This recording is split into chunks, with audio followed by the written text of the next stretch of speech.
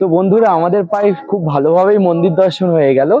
তো আমরা তো সীমাচলম মন্দির দর্শন করলাম। তো এখানে ভগবান বিষ্ণুর চতুর্থ অবতার নরসিংহ অবতার এই প্রচন্ড সুন্দর একটা মূর্তি রয়েছে, আর এখানে বরাহ অবতারেরও মূর্তি রয়েছে। তো খুবই সুন্দরভাবে দর্শন হলো আমাদের, আর আমরা দর্শন করে এখন বেরিয়ে গিয়েছি। খুবই সুন্দর একটা জায়গা, মানে সত্যি বন্ধুরা খুব ভালো লাগলো এখানে এসে। আর যেহেতু আরেকটু এইখানকার ঘটনাটা একটু আপনাদের সঙ্গে শেয়ার করি।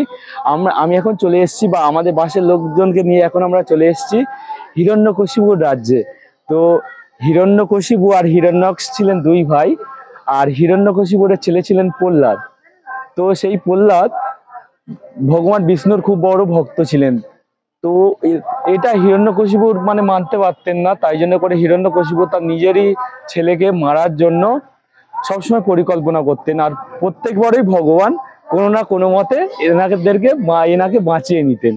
তো তখনকার সময় তো এইবার কি হলো, তো যখন আর কিছু করা যাচ্ছে, তখন ভগবানের চতুর্থ অবতার নরসিংহ অবতার এসে হিরণ্যকশিপুরকে বধ করলেন।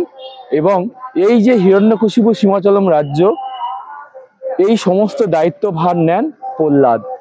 আর এখানকার পরিবেশ খুবই সুন্দর বন্ধুরা, আর প্রচন্ড পরিষ্কার জায়গা। চারিদিকে যদি আমি আপনাদেরকে দেখাই, তাহলে প্রচন্ড পরিষ্কার জায়গা। আর একদম আমি দেখিয়েছিলাম যে ওই দিকটা, ঠিক আছে বন্ধুরা, যেটা এন্ট্রি পয়েন্ট রয়েছে, ওদিক থেকে সবাই মানে প্রবেশ করছেন।